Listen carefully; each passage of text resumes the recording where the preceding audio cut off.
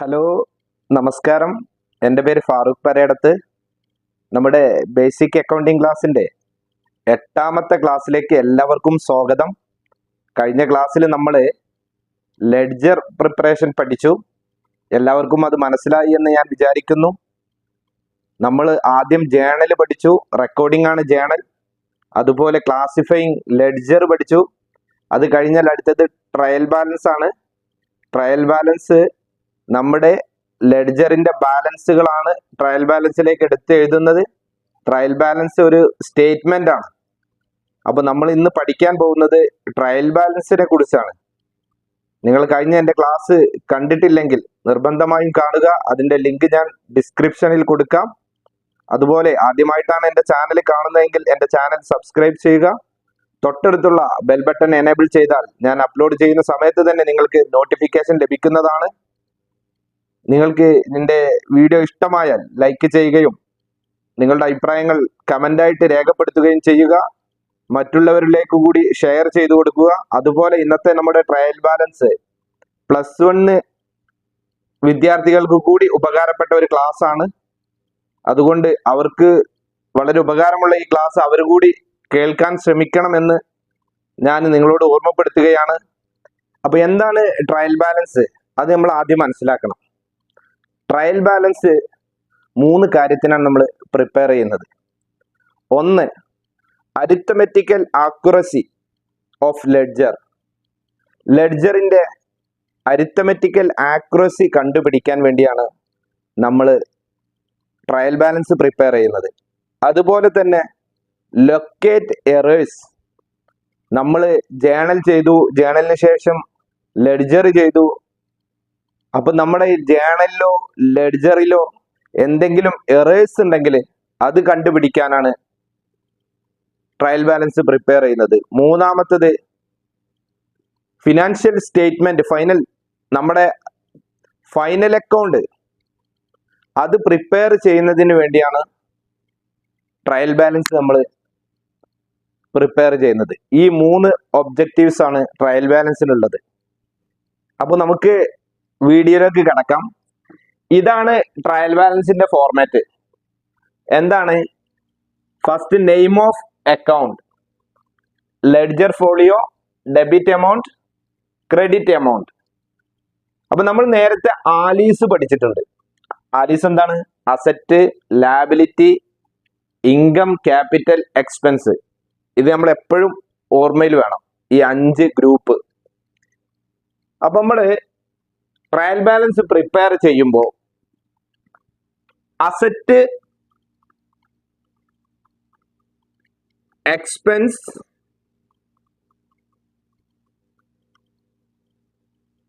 ഈ അസറ്റിനും എക്സ്പെൻസിനും debit balance ആയിരിക്കും. എന്താണ്? അസറ്റിനും എക്സ്പെൻസിനും ഡെബിറ്റ് ബാലൻസ് ആയിരിക്കും. നമ്മൾ ലെഡ്ജറിൽ നിന്ന് അസറ്റ് ബാലൻസ് കൊണ്ടുവരും. ആ അസറ്റ് ബാലൻസ് ഡെബിറ്റ് സൈഡിലാണ് നമ്മൾ എഴുതുക. ഇത് നമ്മൾ എപ്പോഴും മനസ്സിലാക്കണം ട്രയൽ ബാലൻസ് പ്രിപ്പയർ ചെയ്യുമ്പോൾ. അതുപോലെ ലാബിലിറ്റി, ഇൻകം,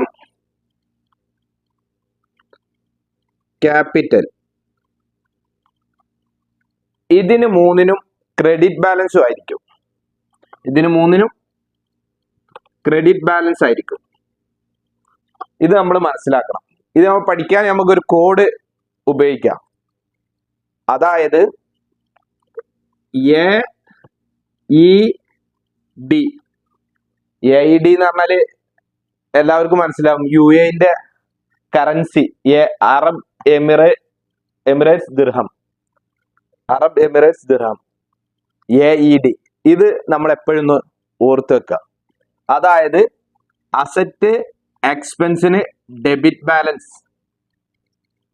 ഇത് നമ്മളെ മനസ്സിൽ എപ്പോഴും ഉണ്ടായാൽ പെട്ടെന്ന് മനസ്സിലാവും AED എന്നുള്ളത്. ഓക്കെ. അതേപോലെ LIC, അതായത് ലാബിലിറ്റി, ഇൻകത്തിന് ക്രെഡിറ്റ് ബാലൻസ്. ലാബിലിറ്റി, ഇൻകത്തിന് ക്രെഡിറ്റ് ബാലൻസ്. ക്യാപിറ്റൽ ഇനി എങ്ങനെയും കൂട്ടാം, liability income capital credit balance. കാരണം ക്യാപിറ്റൽ ഒരു ലാബിലിറ്റി ആണ്, അത് നമ്മൾ പഠിച്ചിട്ടുണ്ട്.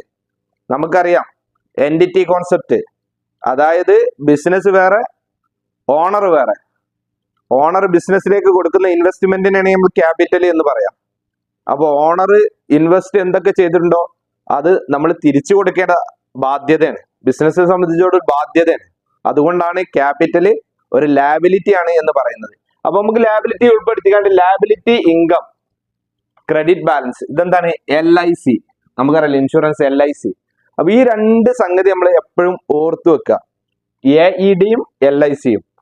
അപ്പൊ നമ്മൾ ഒരു ട്രയൽ ബാലൻസ് പ്രിപ്പയർ ചെയ്യുമ്പോൾ അസറ്റിനും എക്സ്പെൻസിനും ഡെബിറ്റ് ബാലൻസ് ആയിരിക്കും, ലാബിലിറ്റി ഇൻകം ക്യാപിറ്റലിന് ക്രെഡിറ്റ് ബാലൻസ് ആയിരിക്കും. ഇത് മനസ്സിലാക്കിയാൽ നമുക്ക് സിമ്പിൾ ആയിട്ട് ലെഡ്ജറിന് കിട്ടുന്ന ബാലൻസുകൾ trial ബാലൻസിലേക്ക് എടുത്തെഴുതാം.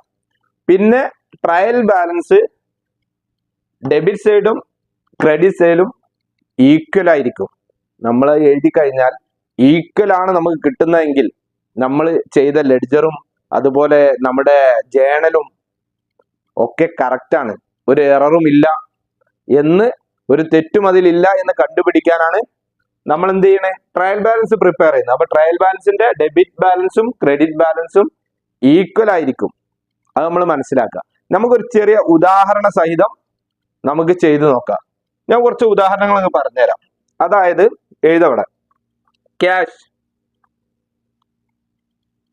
27,000, okay. Capital 2 lakh, purchase 50,000, sales 1,28,000,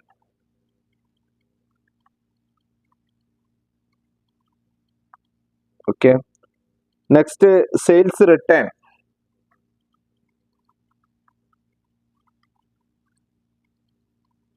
4,000,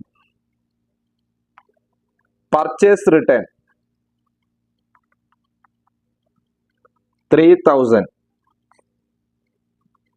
machinery 1,50,000, last building 1 lakh.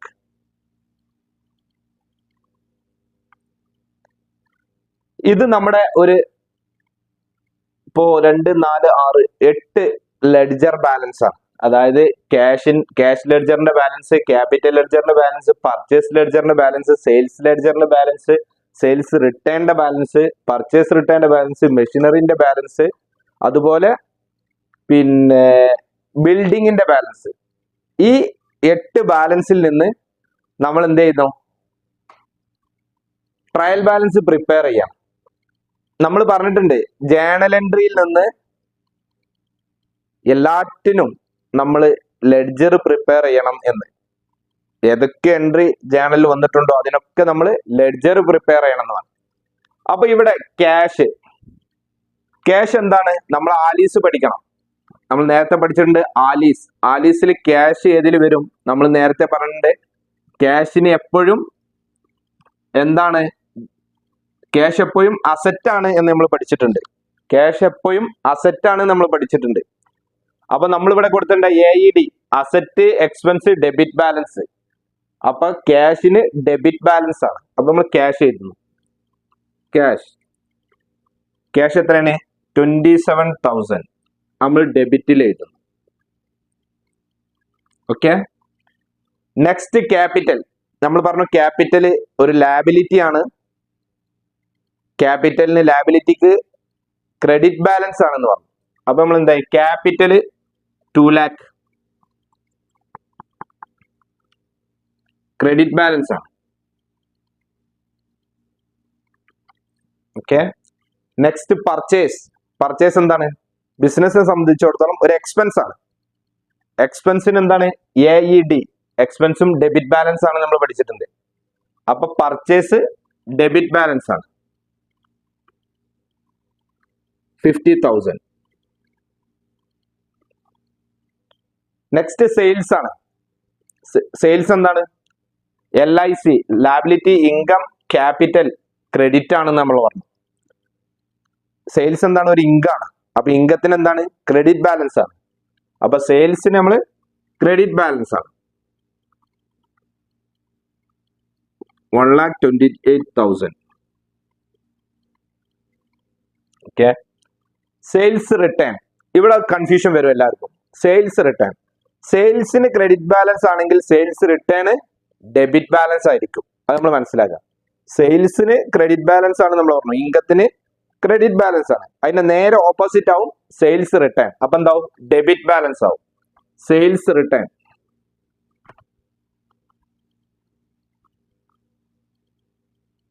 $4,000. Okay. അടുത്ത് പർച്ചേസ് റിട്ടേൺ. പർച്ചേസ് റിട്ടേണും പർച്ചേസിന് എന്താണ്? Debit balance. പർച്ചേസ് ഒരു എക്സ്പെൻസ് ആണ്, ഡെബിറ്റ് ബാലൻസ് ആണ്. പർച്ചേസ് റിട്ടേൺ പർച്ചേസിന്റെ ഓപ്പോസിറ്റ് ആവും. അപ്പൊ എന്താവും? ക്രെഡിറ്റ് ബാലൻസ് ആവും. പർച്ചേസ് റിട്ടേൺ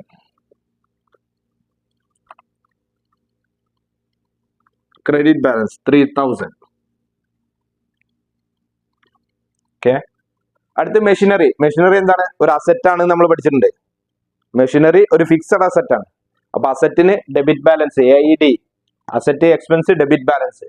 അപ്പൊ മെഷീനറിക്ക് ഡെബിറ്റ് ബാലൻസ്. മെഷീനറി 1,50,000. അടുത്തത് ബിൽഡിംഗ്. ബിൽഡിംഗ് എന്താണ്? ഫിക്സഡ് അസറ്റ് ആണ് എന്ന് നമ്മൾ പഠിച്ചിട്ടുണ്ട്. അസറ്റിന് ഡെബിറ്റ് ബാലൻസ് ആണെന്നും പറഞ്ഞു. അപ്പൊ ബിൽഡിംഗ് ഡെബിറ്റ്.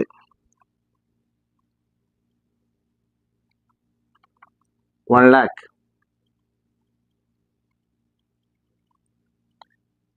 ഇപ്പൊ നമ്മൾ ഈ 8 ലെഡ്ജർ ബാലൻസും നമ്മൾ ട്രയൽ ബാലൻസിലേക്ക് എടുത്തെഴുതി. ഇനി നമ്മൾ എന്ത് ചെയ്യണം? ഇത് രണ്ട് സൈഡും കൂട്ടി നോക്കണം. അപ്പൊ രണ്ട് സൈഡും കൂട്ടി നോക്കിയാൽ 3,31,000 ഇവിടെ കിട്ടും. അതുപോലെ ഇവിടെയും കൂട്ടിയൊക്കെ ഞാൻ കൂട്ടി നോക്കിയതാണ്. ഇവിടെയും കൂട്ടി നോക്കിയാൽ 3,31,000 കിട്ടും. അപ്പോ നമ്മൾ നേരത്തെ പറഞ്ഞു ട്രയൽ ബാലൻസിന്റെ ഡെബിറ്റ് ബാലൻസും ക്രെഡിറ്റ് ബാലൻസും ഈക്വൽ ആവണം എന്നാണ്. ഇപ്പൊ ഈക്വൽ ആയില്ലേ? അപ്പോ +1 ഇങ്ങനെ ക്വസ്റ്റ്യൻ വരും. ഇങ്ങനെ കുറച്ച് ബാലൻസ് എന്നിട്ട് പ്രിപ്പയർ ട്രയൽ ബാലൻസ് എന്ന് പറഞ്ഞൊരു ക്വസ്റ്റ്യൻ വരും. അപ്പൊ നമ്മൾ ഇങ്ങനെ ചെയ്യും. ഇനി വേറെ രൂപത്തിൽ വരും ക്വസ്റ്റ്യൻ. രണ്ട് രൂപത്തിൽ വരും. +1 എക്സാമിന് രണ്ട് രൂപത്തിൽ ക്വസ്റ്റ്യൻ വരും. വേറൊരു രൂപം എങ്ങനെ വരിക? വേറൊരു രൂപം വരല് ഇവിടെ ബാലൻസ് ഒക്കെ തെറ്റിച്ചിട്ടുണ്ടാവും. ഈ ബാലൻസ് ഒക്കെ തെറ്റിയിട്ടുണ്ടാവും. എന്നിട്ട് എഴുതിയിട്ടുണ്ടാവും പർച്ചേസിന് ബാലൻസ് കൊടുത്തിട്ടുണ്ടെങ്കിൽ ക്രെഡിറ്റിലായിരിക്കും. 50,000 ഇവിടെ കൊടുത്തിട്ടുണ്ടാവും. അതേപോലെ സെയിൽസ് റിട്ടേൺ ഇവിടെ കൊടുത്തിട്ടുണ്ടാവും, ക്രെഡിറ്റ് കൊടുത്തിട്ടുണ്ടാവും. അതുപോലെ ബിൽഡിങ് ഇപ്പുറത്ത് കൊടുത്തിട്ടുണ്ടാവും.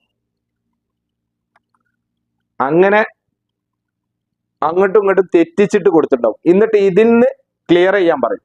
ഇതിൽ ഈ വന്ന ഫോൾട്ട് ശരിയാക്കാൻ വേണ്ടി എക്സാമിന് ക്വസ്റ്റ്യൻ വരും. അപ്പൊ നമ്മൾ എന്ത് ചെയ്യാം? നമ്മളിതൊന്നും കാണാതെ എങ്ങനെയാണ് പഠിക്കരുത്. സെയിൽസിന് sales credit balance, cash debit balance, ഇങ്ങനെയല്ല നമ്മൾ പഠിക്കേണ്ടത്. നമ്മൾ പഠിക്കേണ്ടത് എന്താണ്? Asset expense debit balance. അതിന് ഏത് അസറ്റ് വന്നാലും ഏത് എക്സ്പെൻസ് വന്നാലും ഡെബിറ്റ് ആണ്, അതിന്റെ ബാലൻസ് ഡെബിറ്റ് ആയിരിക്കും എന്ന് പഠിക്കുക. Liability income capital credit balance ആണ് പഠിക്കുക. ഈ ആലീസ് മനസ്സിലാക്കുക. AID അതായത് asset expense debit balance. LIC liability income credit balance. ഇത് നമ്മൾ നന്നായിട്ട് പഠിക്കുക. അപ്പോ നിങ്ങൾക്ക് ഇന്നത്തെ ട്രയൽ ബാലൻസ് മനസ്സിലായി എന്ന് ഞാൻ വിചാരിക്കുന്നു. നിങ്ങളുടെ സംശയങ്ങളൊക്കെ കമന്റ് ആയിട്ട് രേഖപ്പെടുത്തുക. വീഡിയോ ഇഷ്ടപ്പെട്ടാൽ ലൈക്ക് ചെയ്യുക, മറ്റുള്ളവർക്ക് കൂടി ഷെയർ ചെയ്തു കൊടുക്കുക. നമുക്ക് അടുത്ത ഒരു ടോപ്പിക്കുമായി നെക്സ്റ്റ് വീഡിയോയിൽ കാണാം.